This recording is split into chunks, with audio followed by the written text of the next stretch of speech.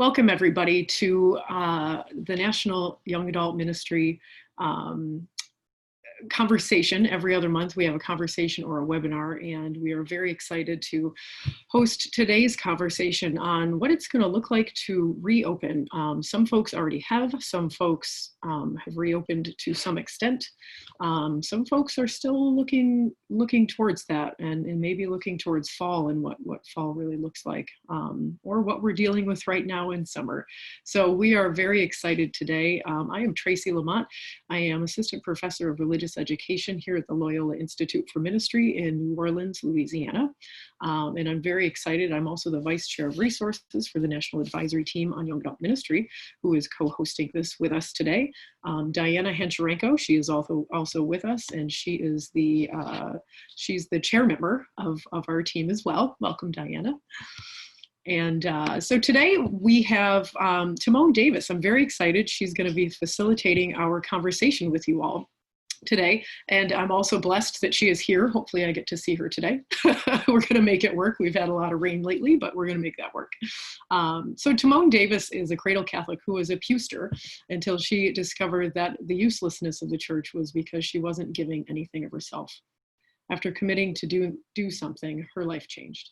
Her first ministry was with the RCIA, where she not only welcomed others into the church, but she also revitalized her own spirituality. After working with the Archdiocese of Chicago as the coordinator of Reseal, Reclaiming Christ in Life Young Adult Ministry, Timone launched Peace, Centered Wholeness with her husband Orlando, where they are blending clinical counseling and spiritual companioning. In addition to running a business, Timone is assistant professor in the Institute of Pastoral Studies at Loyola University Chicago. In her spare time, she serves as the treasurer for the Black Catholic Theological Symposium. Timone's dynamic energy and deep spirituality enhance her brand of teaching that engages one's spirit through the use of storytelling. No matter the occasion, Timone's mission is to help others open their hearts and minds to the soul-saving power of God's grace, love, and mercy. So we are really honored that Timone is going to be facilitating our conversation today with ministry leaders involved in young adult ministry. So I'm going to turn everything over to Timone. And welcome, and thank you all for joining us today. Hello, everybody. Mm-hmm. They are only excited because that just means they don't have to facilitate. That's what I really want you all to know.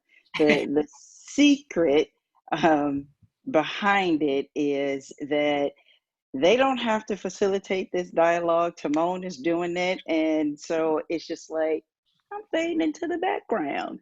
That's right. It doesn't have anything to do with what I may or may not say. But before we get too deep into what I may say, let us pray. This prayer is entitled When This Is Over by Laura Kelly Fanucci. Some of you may have already come across it in the last 3 months.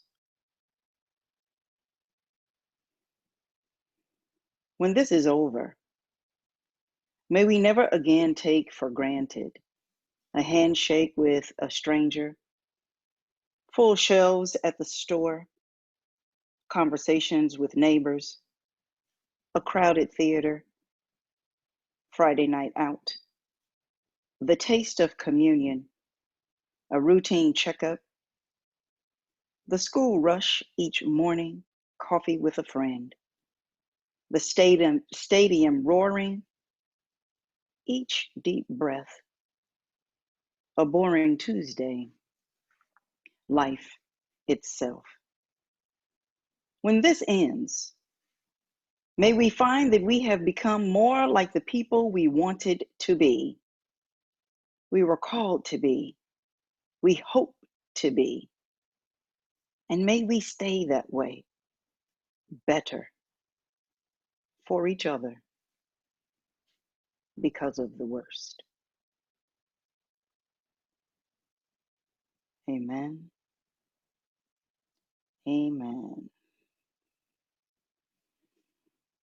So there are about 23 or 22 of you right now on this webinar, and I always like to have dialogue, and I know with 22 some odd people and more to come, that's difficult to start off, especially um, as you're trying to figure out, you know, can you hear me very well? Am I sitting in the right spot? Is the light shining on me quite right? Am I comfortable? Did I get my drink? I wonder if I unmute my mic, will they hear everything that's going on where I am? So, we got all of that going on while you're trying to um, figure out some things. And then I've been stuck in a I've been stuck in some places as I contemplated kicking off our conversation. I've been stuck in anger. I've been stuck in fatigue, weariness, um, being overwhelmed. Um, what the heck? Um, when when when I think about the reign of God, I'm like, when, what else has to happen?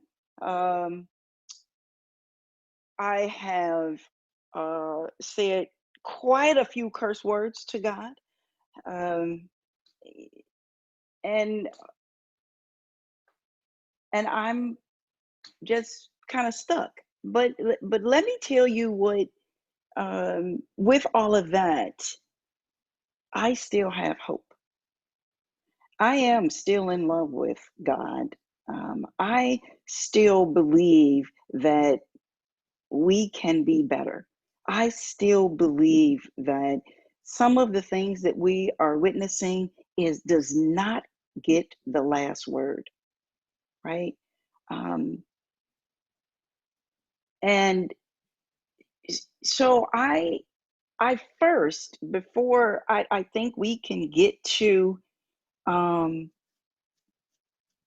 reopening and what that's going to look like, maybe we just need to name where we are. And you can either do that, unmute your mic and just kind of name where you are.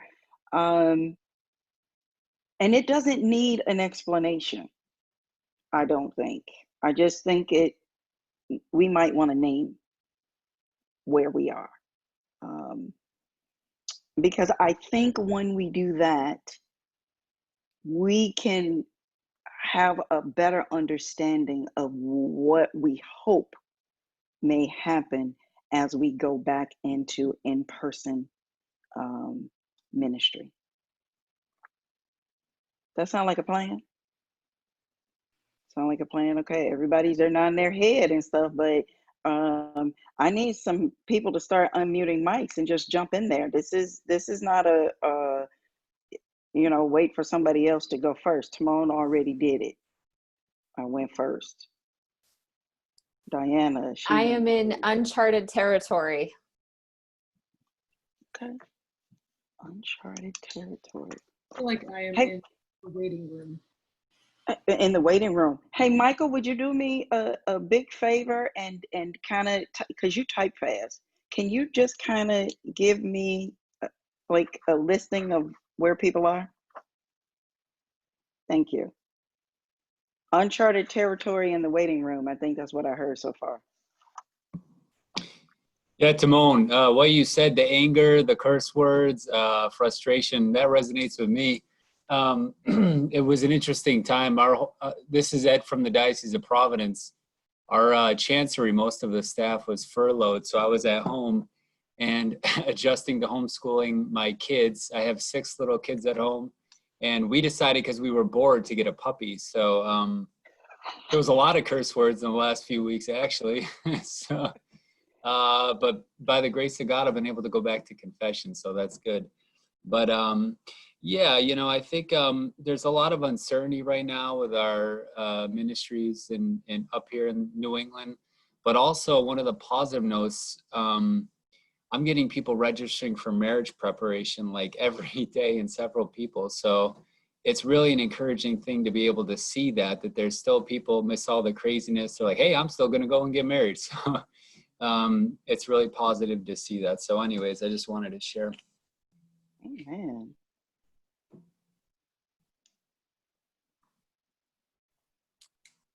Restless and overwhelmed.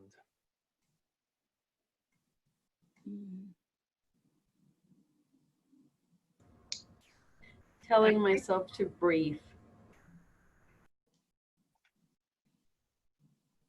I resonate with the person who said in the waiting room. I supervise 6 ministers on 7 Catholic non-Catholic campuses, and every single campus has their own return to school plan, or none at all. So I'm trying to manage my ministers who have no idea what's coming in the fall. So it's I've just been sticking with doing my their evaluations, their annual evals. If I can get that done before July 1, that'd be great. So other than that, we're just waiting.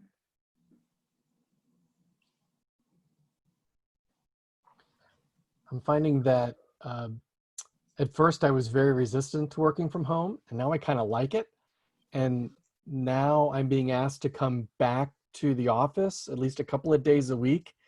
And I have this tension of trying to figure out, okay, I've never been a straddler where I have to work from 2 places, and just the added, as silly as all that is, that's what I'm worrying about at the moment is, what files do I got to haul back and forth each day? And am I saving everything to the cloud? And again, once I got into a nice routine, it's the apple cart's turned over once again.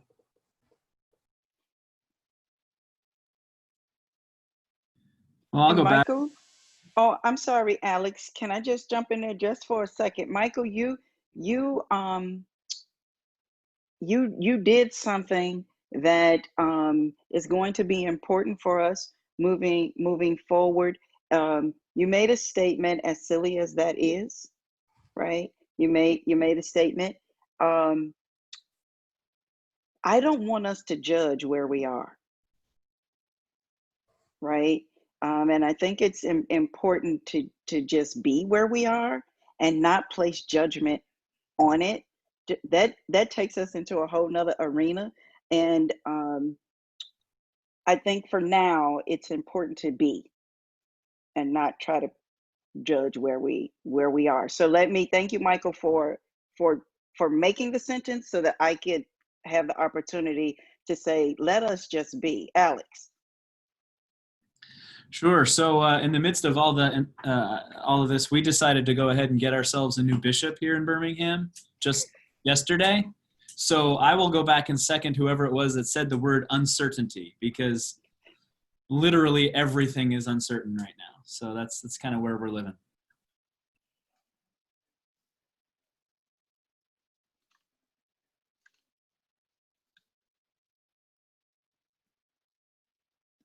All right, that's a lot of airtime in a recording.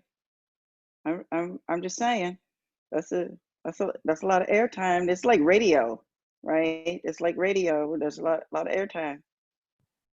All right, so I'm going to do something positive.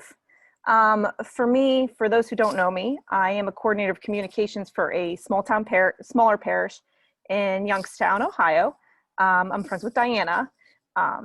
But on a positive note, because of what I do with the social media and video and things like that, for me, I'm finally seen. There's been a lot of old-fashioned priests and who never appreciated the social media aspect. So for me, I'm finally seen, but then it's, where do you go from here? How do we take the step forward? So that's where I'm at. See.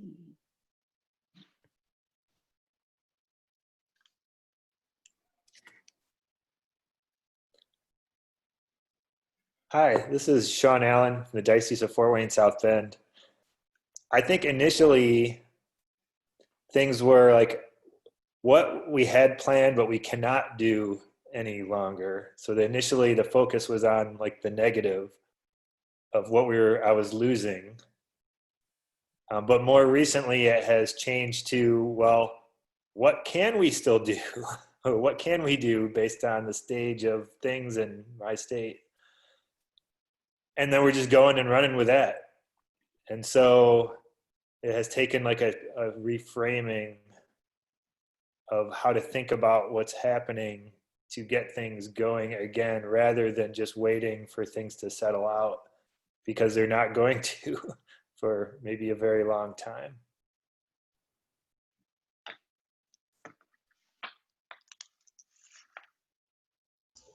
Me too. I think I'm just frustrated and at the same time hopeful.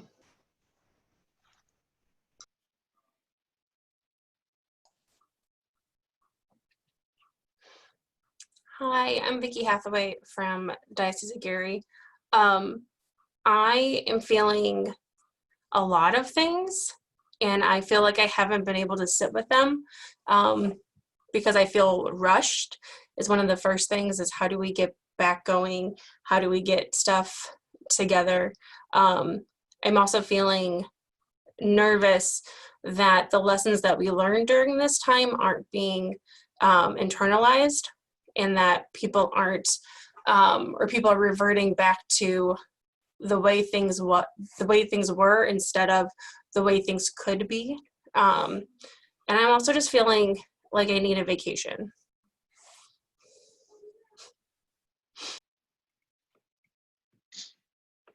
That's how I ended up in New Orleans. For those of you who don't know, I actually live in Crown Point, Indiana, which is Northwest Indiana, around the corner from Vicky's office, a couple of hours from Sean Allen. But so yeah, that's how I'm in New Orleans. Because vacation, a break. And that sounds really strange, doesn't it? You need a break from being in your house for a while. You need a break from, now I'm sitting in somebody else's house, but it's like I needed a break from my house, which I don't know. We can unpack that.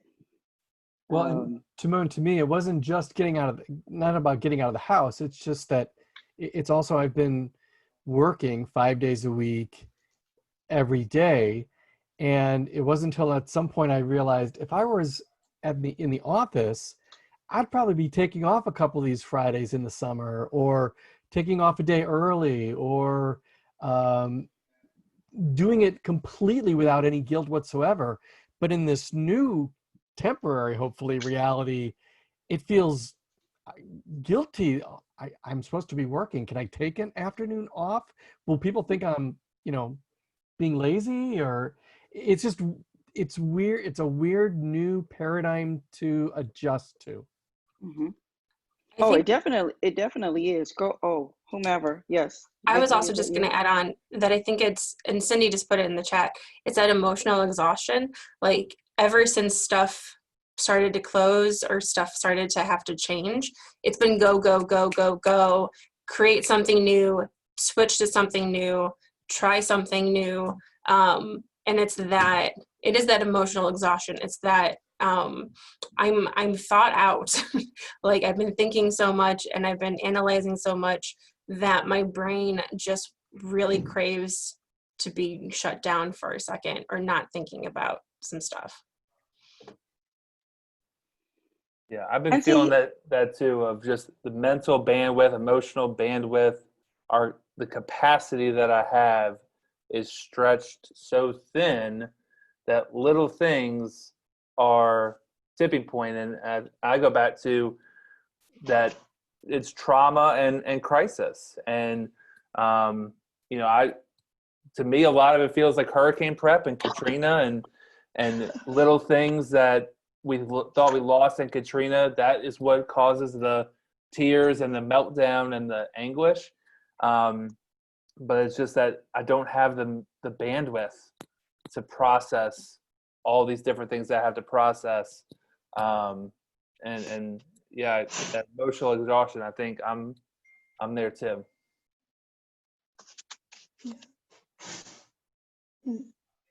Hello, This is Colette Godfrey from the Diocese of Palm Beach in Florida, and and I am just feeling, you know, it's really easy to feel impatient and frustrated during this time.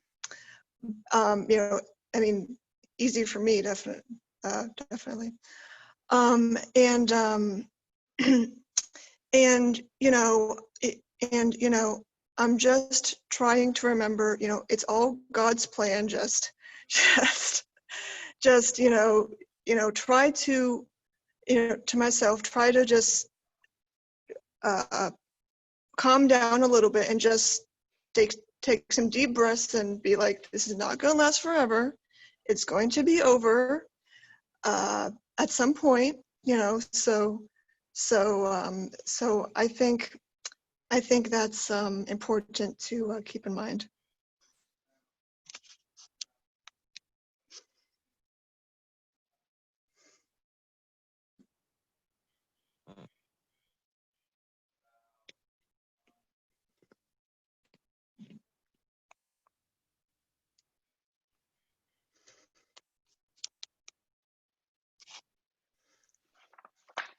Okay, so I know some of you are just like, okay, Timon, come on, let's get on with it.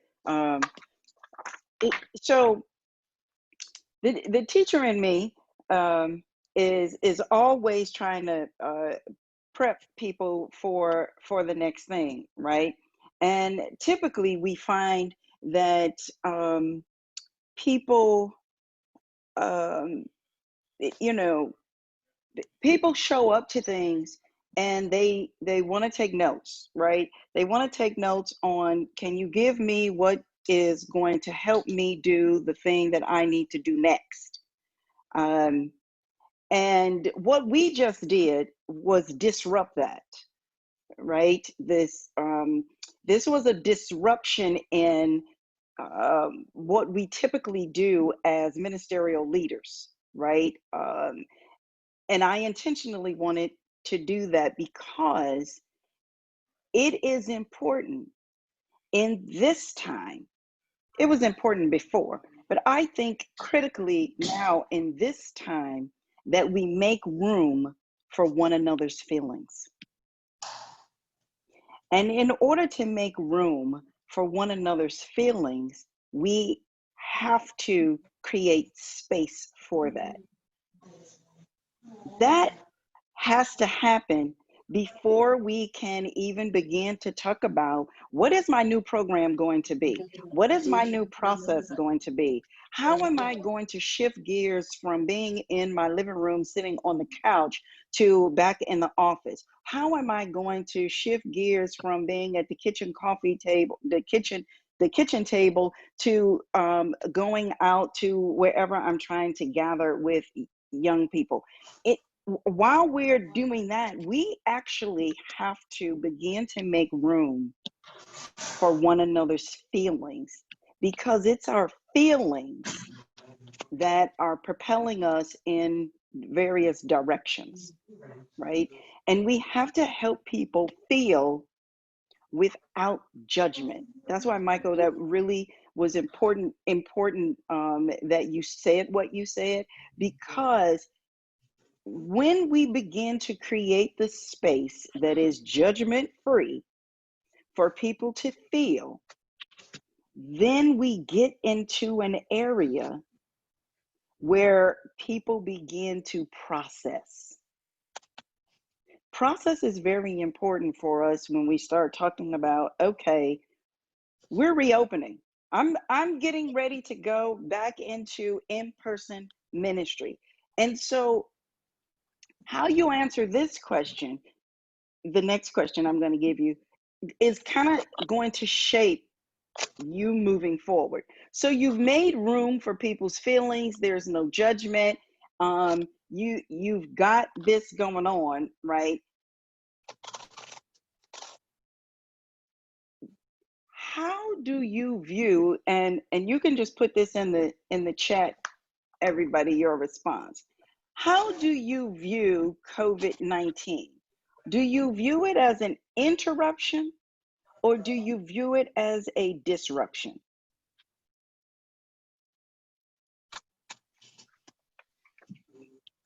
So I'm expecting the chat to, thank you, Tracy, for putting that in there. Interruption or a disruption?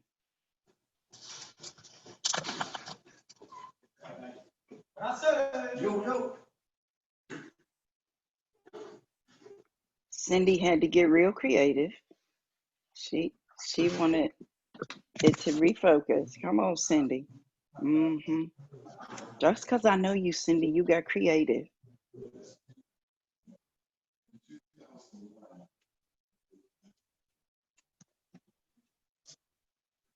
Okay. Do I have an interruption that could become disruptive? Come on, Jace. Look at this. Mary says it's both.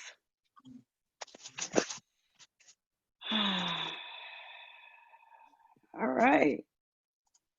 This is so much fun.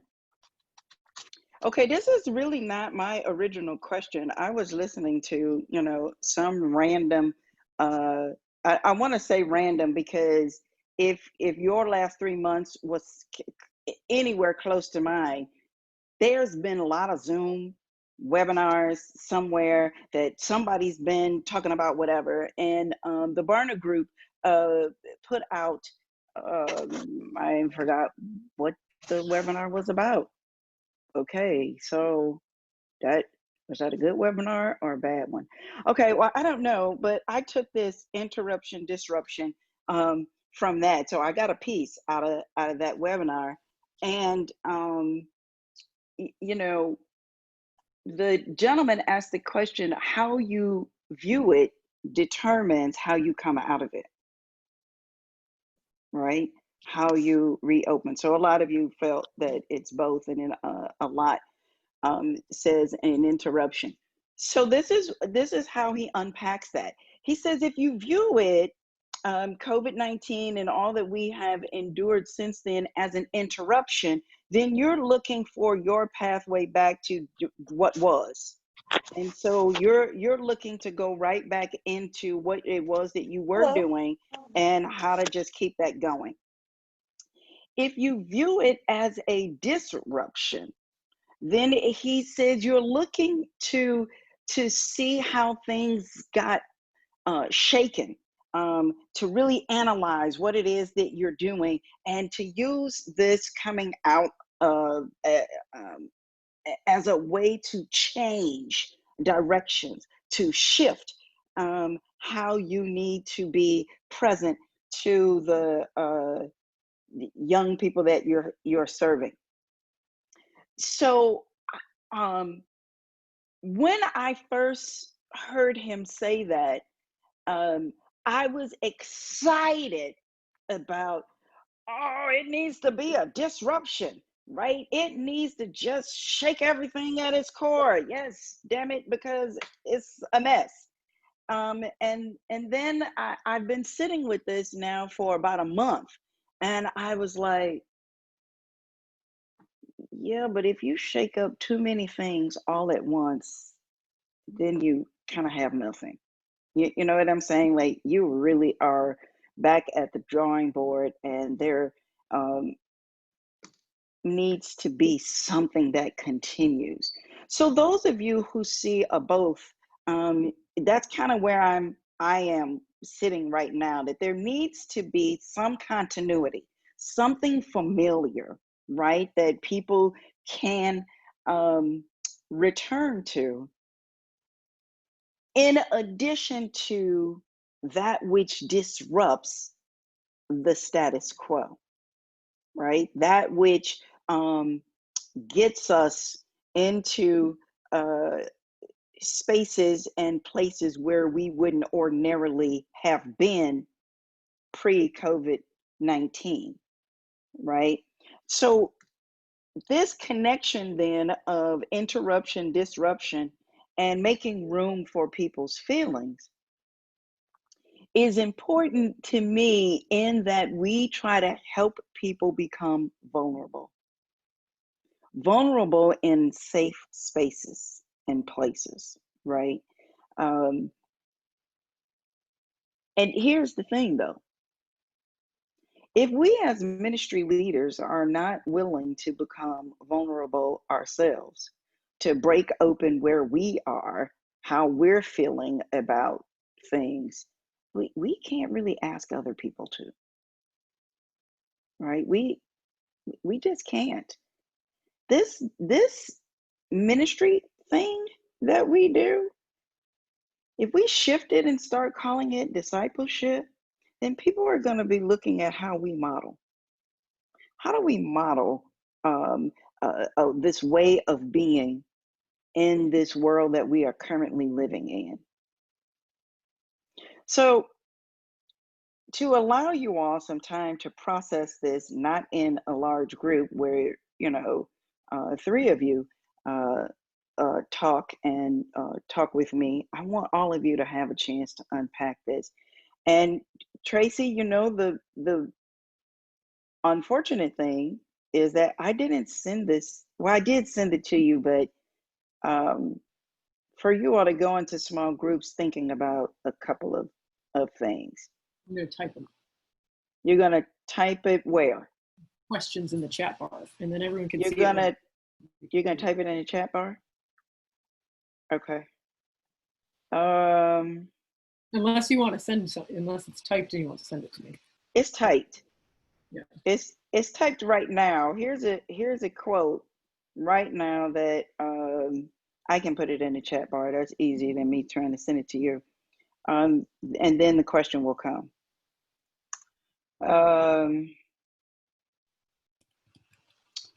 So I just read this book, The Gospel That People Don't Want to Hear.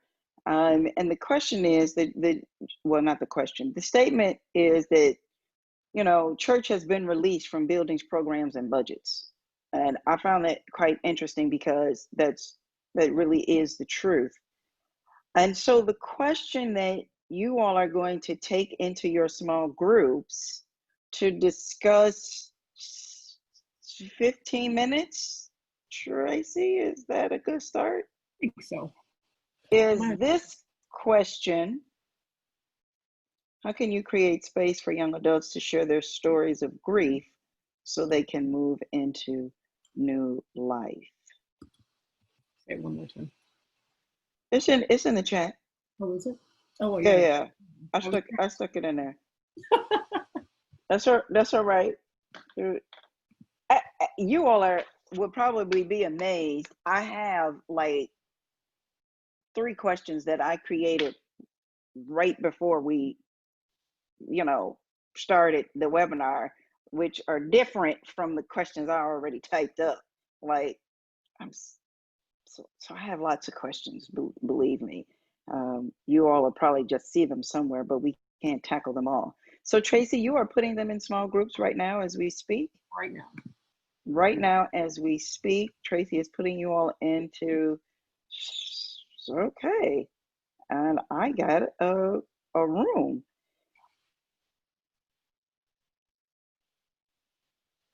Look at that, people are moving fast into their rooms.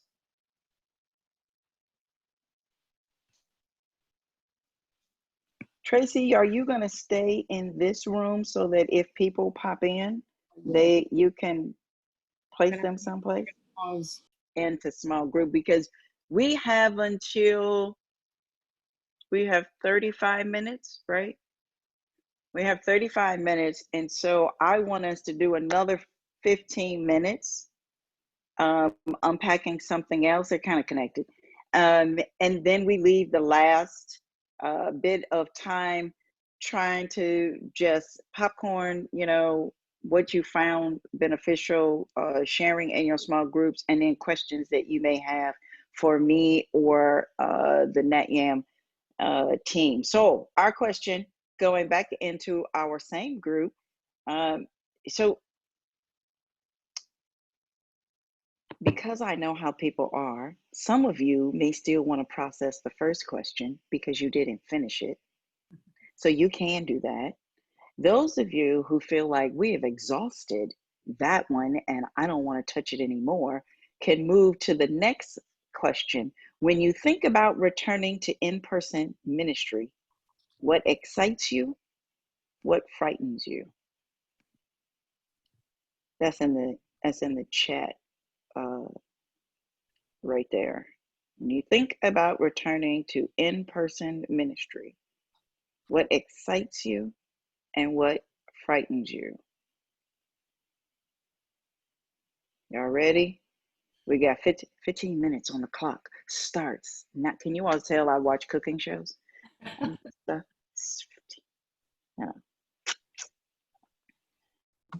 Nailed it.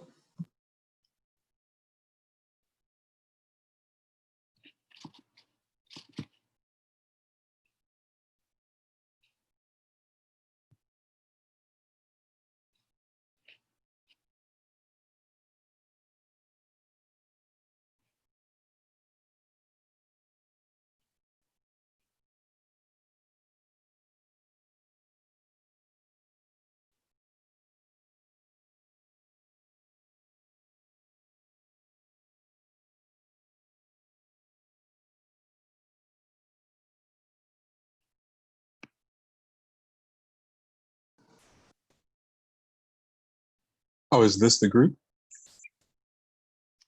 I don't think so. I think I may have, I accidentally, something happened. I was sort of kicked out. Well, I probably touched something and had to log back in. So that may have thrown me out of the.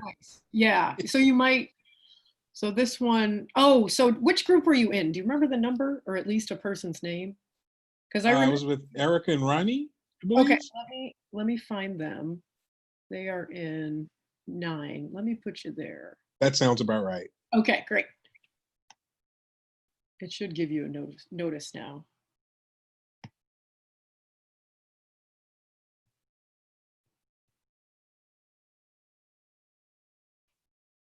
How you feel?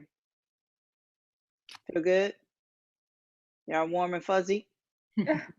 Nobody's angry anymore? Don't we still got somebody that's angry, frustrated, still confused, excited to get back? Hey, I'm from New Jersey. I can always be angry if you want. It's true. It's true. I'm from around that area too. Is that what's going on in Jersey and New York? Just be angry? It's the traffic. Yes. It's the traffic. I thought that was like LA with terrible traffic. Yeah, but I've lived in San Diego and LA, and the weather there's a lot nicer than New Jersey and New York. Okay, so the nice weather helps you endure. And Chicago, for that matter. Helps you endure the traffic better. I'm in. Okay, so let's try to unpack what we just did. We've got 2 rounds of conversations that we've had. Atlanta has the worst traffic. Are you kidding me? That's because they didn't build bigger streets when they were building the houses and the shopping malls. Wider streets. Anyway, I'm sorry, I digress about Plickett, and Cindy is like, yes, that is exactly the case. All right, so you've had a couple of rounds to chat with some people to think through some things. Anybody willing to share? Did you end up with more questions than you did with answers? Go ahead. I think in our small group, I think it's helpful if we don't, as a society, use grief language around change, but every time there's big change, there's grief involved. And if we can help our young people name that, then it's easier to, maybe help them through it. Or, when you start to use grief language, then they can go, oh yeah, I remember I felt this way when my grandma died, like never really thinking that it's the same dynamics. And then once you've named it, then you as the minister should have some familiarity with the stages of grief and kind of be able to then be a companion to your young people or your people who serve young people. I think what is, at least in our group, the excitement between the three of us was being able to see people in person again. And then the frightening thing is people just taking being together lightly and going, you know, somehow I find myself in that age group that could be at risk. And I'm like, oh, I didn't even really think about it because I don't have a compromised immune system, but you know, people not taking seriously about coming back and wearing masks and cleaning their space and things like that. That's the scary part to me, because I have kids and I have grandkids, and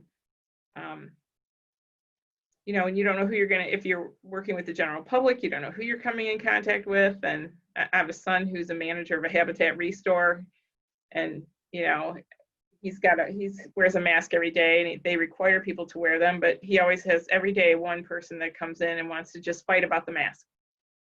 And so that kind of stuff is what I think what we found frightening among the three of us in our small group.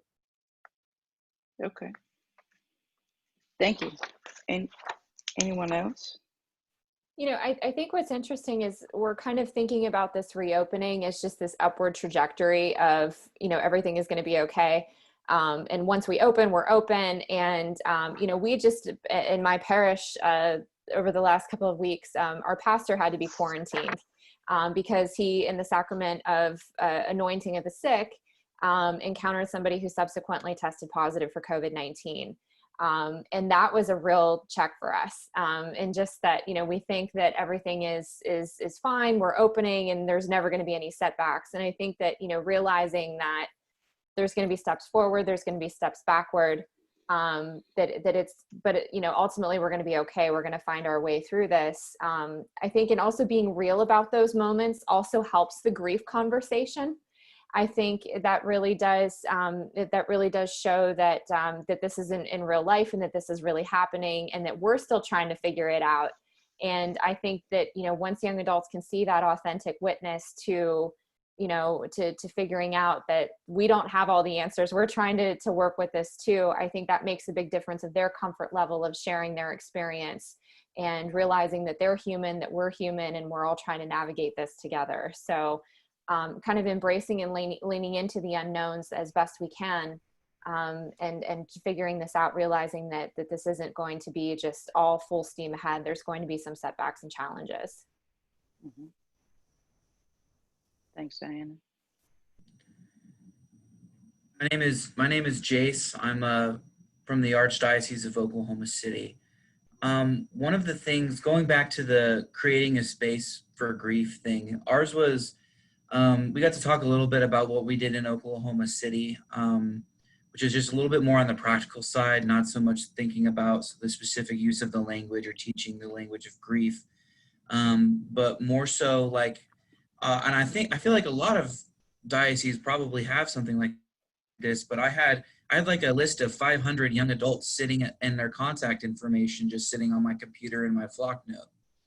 And the first week that this all, where everything went down, I got in contact, and all of my young adult leaders, they were all at home, and young adults, and it's already one of the most loneliest times that they have. So we were like, well, let's steer into this skid. It's all of a sudden, this time barrier isn't a factor.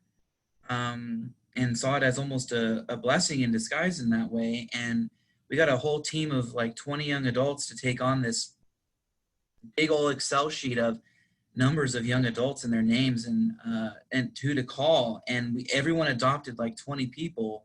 And over the course of the first month, like called them, invited them to like a group message that's going on for each of their parishes. So I think the key thing from that question is creating the space. It's hard to do. And it takes a personal invitation, especially when we're all locked away. So that's something that I felt really strongly that went really well for us, is that we mobilized everybody to talk to each other, and made it a reality by just, here's everybody's number, go call them, and it went really well. We were blessed to have a leadership team that had the time to do that. Mm-hmm.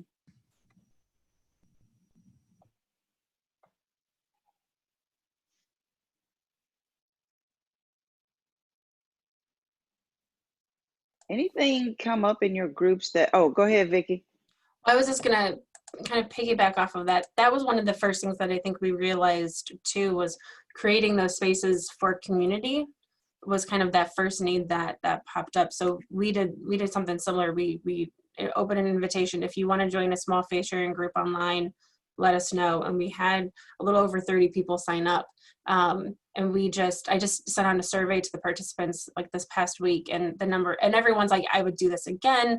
This was really great. This was really helpful. And they were just so happy to have that community, but also people who could pray with them and who could walk with them and who could continue doing that. We have a few groups that stop meeting regularly, but they're still praying for each other, and they're still they're friends.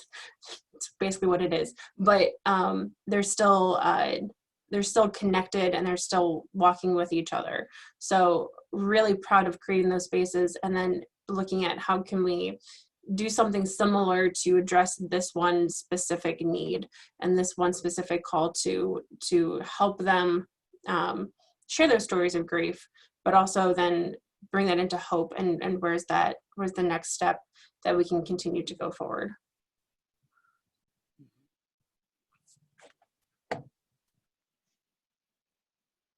I think it's important too that we might have to acknowledge that forward movement might look backward. I know that just sounds real crazy the way I just said it, but that forward movement might look like we're backward, right? Now, what do I mean by that? In our small group, we were talking about how meetings have taken on, or parts of meetings have taken on an aspect of extended check-in. And we started talking about then getting back to being concerned about people more so than we are concerned about the program that we're trying to make sure jumps off, right? That the extended time that we're spending in seeing how people are doing is actually learning to be present to one another again. How can we be present to you as person? And in doing that, at some point we may get back to programming. That's what I mean by this forward movement, is into our, learning to be present, to not try to fix, to just be with. And if you have a bunch of those kinds of meetings, well, at the end of a month, you may say, well, we didn't do any programming, but we did develop our capacity to be with one another. So this forward kind of backward type of thing. I thank you all for wrestling with my questions, to listen to me be in a space of uncertainty and weariness and being overwhelmed. My husband, who is a counselor, says it's very important for our self-care these times that we're in. So I want to invite you all into your own practice of self-care. That yes, ministry is important, and trying to help those that we serve. But if we're not serving our own self, if we're not stepping away and not feeling guilty for the time that we take to recharge ourselves, then we are actually doing a disservice to others, and we are not modeling well. So with that said, I leave some time for if there are some questions that people may have, or just some final comments for us. We've got some time for that.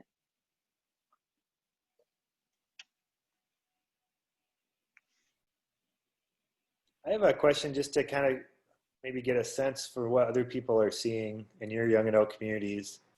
As things kind of open up more here in Indiana, I actually sense that for a lot of young adults, spirits are kind of high because things are, at least they feel things are moving in a positive direction now, even if they're not back to normal or whatever term you want to use there. But I feel like you talk about the stages of grief, like people have made progress over this time. And now actually spiritual quiet people are socializing again. We're starting to lose their time. Like we had a lot, their attention, starting to lose their attention because there are other things competing.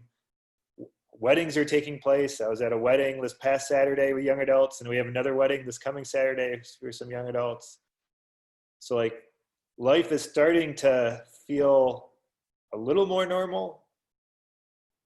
Is everyone else kind of sensing that same thing? Are you sensing a shift? And it may be you're in a hot spot, things are still locked down, or are you in a good, where you are is in a good spot?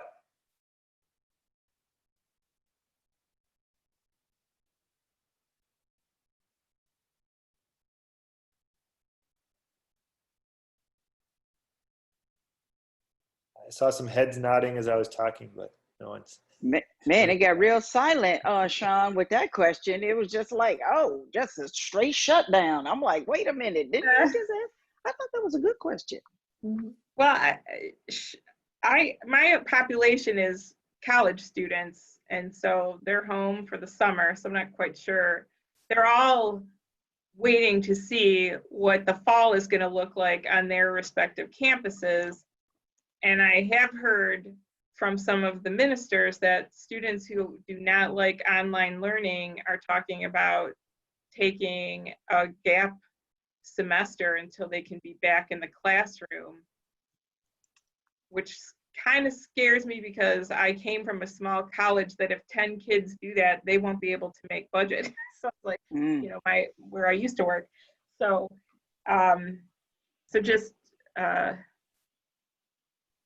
and I have two kids that are in their 20s who live together in Chicago, and they were just home this week. And the youngest of the two is, you know, out with his friends, but mainly here in the yard and on the deck, not bar hopping while he was home. But my other one is like, he's got the wipes and the sanitizer, like all in the rental car that he came home. And I'm like, dude, they clean the cars before you pick it up.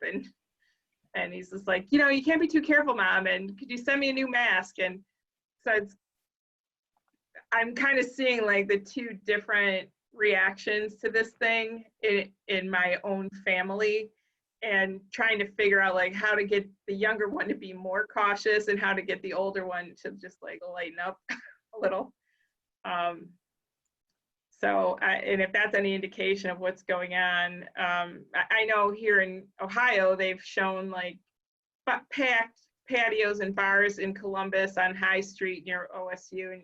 And I have a kind of adopted my son's best friend who lost both of his parents. I'm like, Ray, do not do this. I'm like sending him text messages, do not go to these places. So I worry that because it just comes with youth that you're invisible or invincible, and it's not going to happen to you. So yeah. I don't know that that little slip of you're invisible as well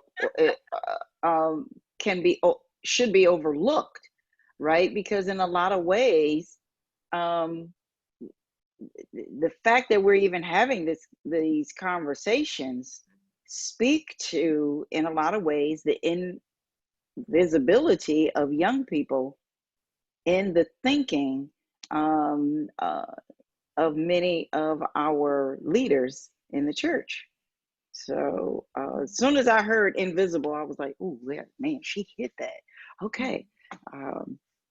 Yeah, actually, Joanne, I was really happy you made that slip too. I was in Sean's group, so we talked about this a little bit in both of the breakouts. This idea, but as you were talking, Joanne, I was thinking about how many of the young adults I've seen who've come out of the woodwork, who are the shy ones or the disconnected ones, or who work odd shifts, who've been able to be in touch with people in a new way that they weren't able to be before. And now that things are going to go back to, in some cases, the way they were, you know, maybe, or maybe you do have the case of you'll have half the young adults who are ready to just dive back into the bar scene and the other half are still afraid. And so that is something I want to start thinking and praying about how I'm going to handle that. Both of those personalities, the one who send me a new mask, I don't want to go to in-person things. Well, I don't want to ditch that whole crew of people because the others are already back at the bar. You know, and so that it brings up a really good point. Yeah. I think something else to really remember here is when we're dealing with our young people more, we're talking with them, and if they're not showing up for things or if they're not doing certain things, is it because of fear? I know that one of the things that I am experiencing with a lot of our young people at the parish is that they feel a tremendous sense of responsibility. They feel a tremendous sense of responsibility to stay safe, to stay home right now, that they realize that they can be transmitting the disease to family members, to elderly family members, to parents who are aging, and to other people. So I think kind of looking at that of what's really going on in this, I think is extremely important in terms of how we're judging and how we're working with our young people. And I know that, you know, we still have had so many people who are participating online and things due to that sense of responsibility. So we're going to keep rolling with it. I think part of that is, you know, the uncertainty of our young adults that are saying to themselves, is it okay if I still don't come to mass? Is it okay? You know, what's my role here if some people are going out and some people are not, you know, and just assuring them that, you know, that being the way they are right now is okay, you know, and just maybe they need that comfort, that assurance that says, you know, we're with you at your comfort level, you know? Yeah. I think helping people name where they are is important. And as they become comfortable with where they are, we as leaders can begin to make the decisions that we need to make, you know. But I think it is important to help people name where they are. Where are you? What are you feeling? Before we, you know, move too quickly into something, right? But,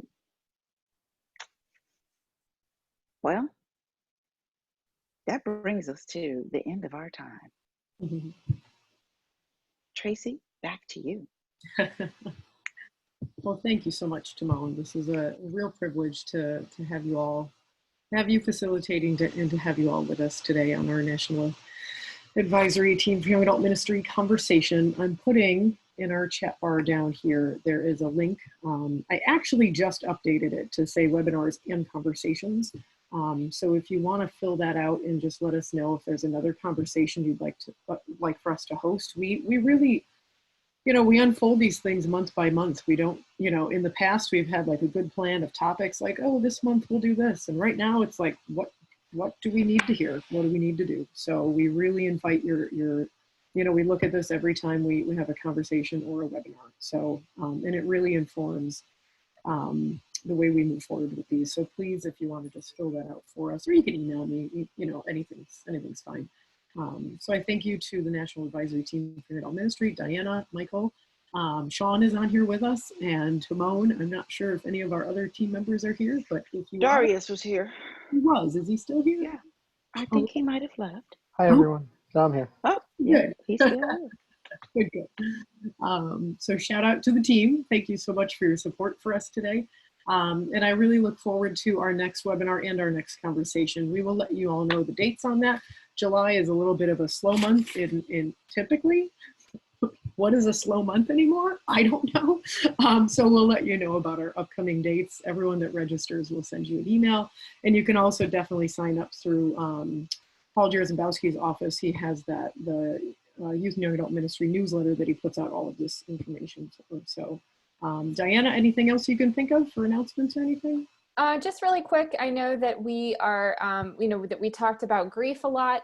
If you hadn't had a chance to view the webinar that we actually recorded back at the beginning of June, we do have some resources, to kind of look at if you didn't get a chance to see that. So please look back at some of our pages. I think Darius just posted it in the link in the chat bar to some of our past webinars and stuff like that. So if you're looking for some more material on grief and COVID, and certainly during this time, I encourage you to check those out if you haven't already. And thank you, everyone. Thank you to Timon and to Tracy for guiding us today. Most welcome. And thank you everyone for joining us. Thank you. This was really great for this. Blessings. And blessings to you all, and we will sign off. Thank you so much. Thank you.